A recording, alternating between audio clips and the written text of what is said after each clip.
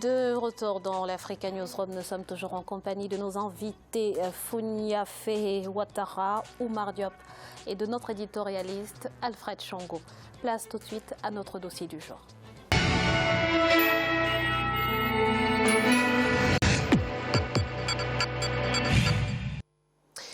Le secteur bancaire est sans nul doute l'un de ceux ayant connu les mutations les plus importantes depuis les indépendances. Les banques africaines ont été en effet particulièrement ambitieuses, émergeant parfois plus vite que leurs économies. Mais de nombreux défis restent à relever, notamment en ce qui concerne le crédit. Je vous propose de regarder ensemble ce reportage d'Ibrahima Djoumaba. On en parle juste après. Au cours des 20 dernières années, l'Afrique subsaharienne a connu de profondes mutations dans son secteur bancaire. On a assisté à un développement fulgurant du réseau des banques. La clientèle diversifiée selon les pays s'est renforcée. Cela a entraîné un relèvement du taux de bancarisation, même si celui-ci reste faible par endroits. Dans la zone de l'UEMOA, Union économique et monétaire ouest-africaine, il était de moins de 15% en 2014. Au Sénégal, ce taux est passé de 16,98% en 2015 à 17,94% en 2016. Cependant, les structures bancaires doivent améliorer leur stratégie pour attirer plus de clients. Le marché du crédit selon les pays comporte des limites dans la mesure où les agents économiques affichent encore d'importants besoins non satisfaits. Au Sénégal, par exemple, cela empêche les populations les plus pauvres de prétendre à un crédit ou, dans certains cas, à ouvrir un compte bancaire. Quels sont les bons élèves en matière d'octroi de crédit en Afrique? Quels sont les pays les plus réticents au développement du crédit? Pourquoi les taux appliqués sont-ils trop élevés? Est-il possible d'harmoniser les systèmes de crédit au niveau régional? En Afrique, l'attractivité du secteur bancaire est réduite à cause des réglementations en matière d'octroi de crédit. Dans la plupart des pays, les clients des banques se plaignent des procédures longues, mais aussi des taux élevés, des prêts jugés trop chers. Les obstacles du crédit bancaire sont nombreux et variables en fonction des pays. Aujourd'hui, on a d'abord un premier obstacle, c'est toutes les questions de garantie. Aujourd'hui, il est clair que les banques sont très frileuses et donc exigent un certain nombre de garanties que souvent les porteurs de projets n'ont pas. Alors qu'il faut faire confiance au projet, il faut faire confiance à l'entreprise. Deuxième obstacle très important, c'est souvent les règles prudentielles qui imposent un certain nombre de coefficients de liquidité qui permettent d'octroyer les crédits. Donc ça aussi, ça devient de plus en plus compliqué et un obstacle de plus en plus important. Troisième obstacle, c'est dans certains pays les taux qui sont en place et donc qui ne sont pas en train de baisser comme il se doit. Bon, on a une grande différence entre les pays du Nord et certains pays de l'Afrique de l'Ouest. Donc ces trois éléments constituent des obstacles majeurs à l'octroi du crédit.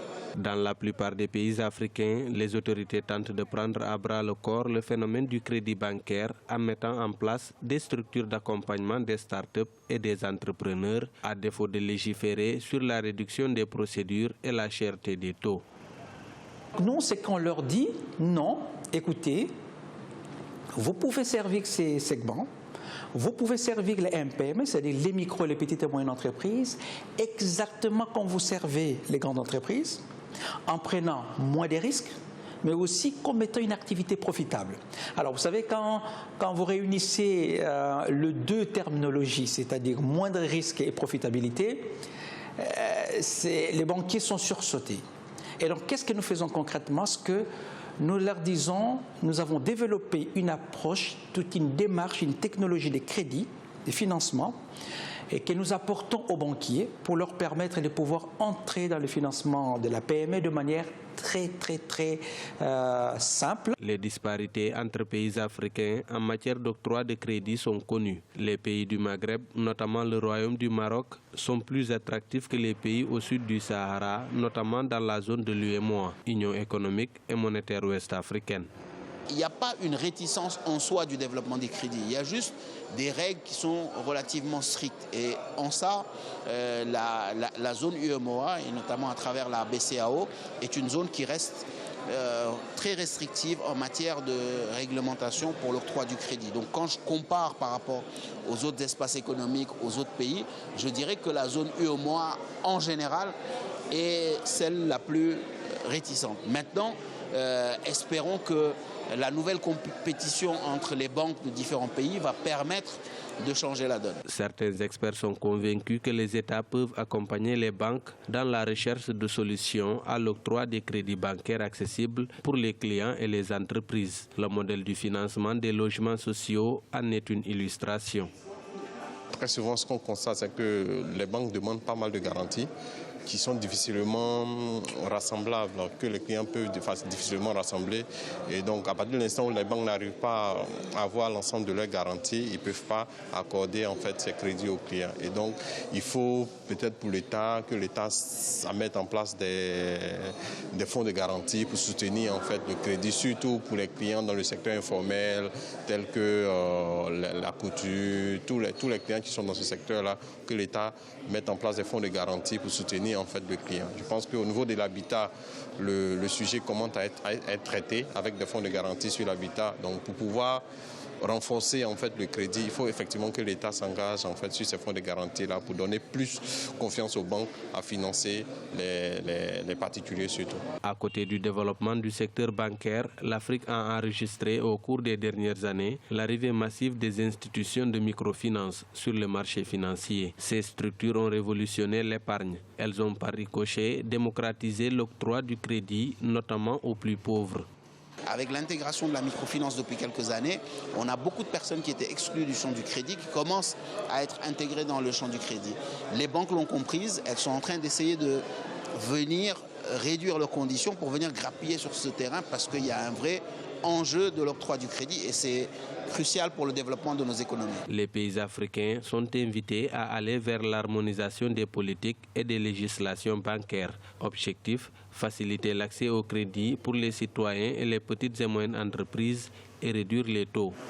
Si on veut renforcer en fait le dispositif d'octroi de crédit, il faut aller vers une harmonisation des lois, des réglementations, de sorte à ce que, à partir de l'instant où les lois sont harmonisées, la réglementation est commune, peut-être une entreprise ou une entreprise qui est en Côte d'Ivoire peut se faire financer par une banque qui est au Sénégal, qui est dans un autre pays.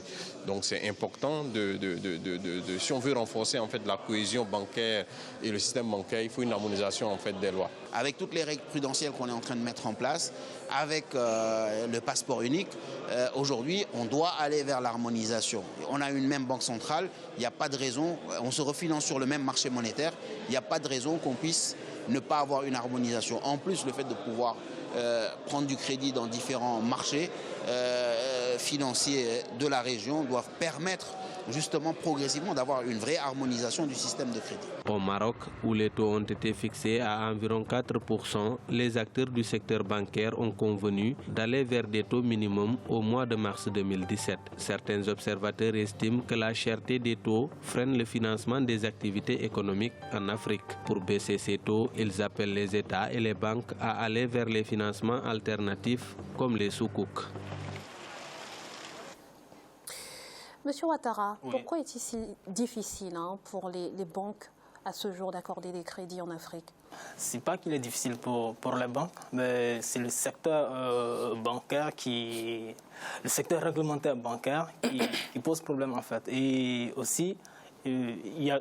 C'est-à-dire, c'est quoi finalement les obstacles? Les obstacles, c'est d'abord la réglementation au niveau régional, au niveau national, et aussi les demandeurs de financement, c'est-à-dire les entreprises ou les consommateurs ou les personnes physiques qui demandent un prêt, qui demandent du crédit.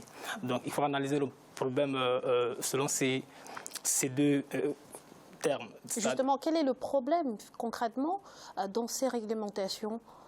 Le problème de ces réglementations, c'est qu'on n'arrive pas à cerner... on n'arrive pas à cerner la difficulté pour les sociétés, c'est-à-dire de monter un bon dossier pour le proposer aux partenaires financiers, c'est-à-dire aux établissements de crédit, pour obtenir un financement. Et du coup, qu'est-ce qui se passe? C'est que les demandeurs de prêts sont confrontés, quand ils déposent leur dossier, à des garanties demandées par les établissements de crédit. Donc, ils se voient rejeter l'octroi du prêt faute de garantie. on ne leur explique pas ça depuis le début. Et quand ils arrivent devant le banquier lui dit écoute, ton dossier ne peut pas passer parce que ceci, parce que cela. Et très souvent, même si le dossier doit passer, les taux d'intérêt font peur aux consommateurs. C'est-à-dire, en fait, en gros, il y a un manque de transparence, c'est ça? Effectivement. Monsieur Diop. Oui, alors, le système de crédit bancaire est très compliqué. Il y a énormément d'obstacles. La première, c'est au niveau des politiques de crédit en Afrique qui ne sont pas du tout adaptées aux réalités locales. Je m'explique quand je prends par exemple l'exemple de Dakar. Quand on vient en centre-ville, il y a tout le monde qui travaille, tous les jeunes y travaillent. C'est le secteur informel qui décide. Alors quand on voit les politiques des banques, c'est que c'est pas les clientèles c'est pas des banques qui prêtent au secteur informel. D'abord, il y a les règles, la partie réglementaire qui a été rappelée tout de suite.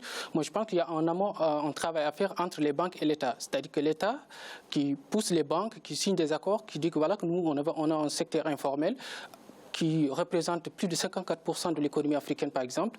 Ce sont vers ces gens-là qu'il faut essayer d'assouplir les frais de tenue de compte, qu'il faut essayer d'assouplir les ouvertures des comptes. Il y a autre chose aussi au niveau des systèmes de crédit, c'est que l'organisation des entreprises en Afrique, c'est très compliqué. Quand on parle du système de crédit, les banques en général, ils ne prêtent qu'aux grandes entreprises. Alors que nous, on a des petites et moyennes entreprises, on a des PME, des TPE, etc. Et là aussi, il y a un problème qui résulte d'ordre de formation parce qu'en général, nos dirigeants africains, des sociétés ne sont pas assez formés pour savoir, par exemple, ce que c'est qu'un crédit bail, comment est-ce qu'on monte un dossier, parce qu'on peut avoir une belle idée. Avoir une idée et la transcrire à un projet finançable, c'est autre chose. Alors que les banques, ils sont dans une zone où l'instabilité politique est énorme. Quand ils prêtent, ils disent que comme le risque est élevé, on va fixer la barre très haute. Donc, ce qui fait que les taux d'intérêt sont très compliqués. Quand on vient chercher du crédit, la banque demande énormément de garanties qu'on n'a pas. Donc, ce qui fait qu'il y a des systèmes de blocage. Alfred. Oui, c'est d'abord la question des politiques nationales, justement, financières et puis politiques bancaires, que les États doivent mettre très clairement en place. Et ensuite distinguer justement dans le système bancaire quelles sont les banques qui sont les banques commerciales, quelles sont les banques qui sont les banques de dépôt ou les banques de financement. Et ça existe, hein, il y a des banques spécifiques qui sont dédiées. Simplement les conditions d'accès au crédit à ce fonds sont des conditions qui sont draconiennes. Qui montre au bout du compte que le demandeur de crédit de financement, on lui demande déjà de savoir monter le dossier, mais d'être solvable aussi. C'est-à-dire, quand on va lui prêter, est-il capable de rembourser le prêt qu'on lui donne? Beaucoup de banques ont fait faillite comme ça, parce qu'ils ont prêté sans tenir compte de la capacité de restitution, de retour justement des fonds investis. D'où les réticences justement à cause d'un risque élevé. Exactement. Et Oumar a rappelé un point important, c'est-à-dire une bonne partie de l'économie africaine est informelle. Comment est-ce qu'on peut formaliser cela pour permettre justement à ces gens qui font vivre, qui font tourner la vie au quotidien en Afrique, grâce à ce commerce informel. Comment leur permettre justement d'accéder au crédit ou d'avoir un certain savoir dans la gestion justement des fonds? Ça, c'est aussi un autre problème. Alors, Monsieur Ouattara, vous avez parlé tout à l'heure des taux d'intérêt qui sont parfois très élevés. Oui. Qu'est-ce qui justifie cela, selon vous? La justification des taux d'intérêt, c'est le risque qui a derrière un projet. Généralement, quand le projet il est solvable, quand le client n'est pas douteux, automatiquement le dossier peut passer. Quand tu montes un bon dossier, si ton dossier il est rentable et que le demandeur de prêt est solvable, automatiquement, on voit du coup que les taux d'intérêt seront faibles. Donc, les taux d'intérêt s'apprécient en fonction du risque qu'il y a derrière le financement d'une entreprise ou d'un projet. Dans ce contexte, Monsieur Diop, la microfinance, finalement, c'est la solution pour les PME? On ne peut pas dire que c'est la solution. Pour l'instant, c'est ce qu'ils ont. Donc, ce n'est pas la solution. Moi, je pense que la solution, il faut aller beaucoup plus loin. C'est une solution étatique.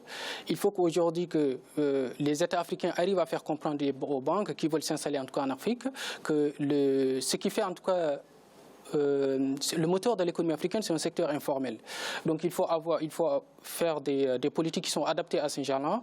En général, c'est tout bête, mais quand un vendeur à Sandaga, dans un marché de Dakar, va à la banque, il n'est pas regardé de la même façon qu'un banquier, par exemple. Donc tout ça, ça pose problème. Parce que tout simplement, les banques n'ont pas fait assez de géomarketing, c'est-à-dire de géographie du marketing, pour dire que voilà, nous, on est une banque, notre clientèle, c'est ciblé, par exemple, clientèle secteur informel. Donc tant qu'on n'arrive pas à régler ce problème-là, il se posera toujours un problème de crédit qu'il faut régler en amont, sinon ça va encore perdurer. Alfred, vous partagez ce point de vue? Oui, tout à fait. Hein. Les taux prohibitifs qui sont proposés ne favorisent pas justement ceux qui n'ont pas un capital important, donc ceux qui sont dans l'informel. Et donc, du coup, d'ailleurs, ils n'osent même pas aller solliciter les prêts dans les banques. Ils se débrouillent par eux-mêmes. Les structures de microfinancement, de microcrédits, là encore, sont des structures très gourmandes.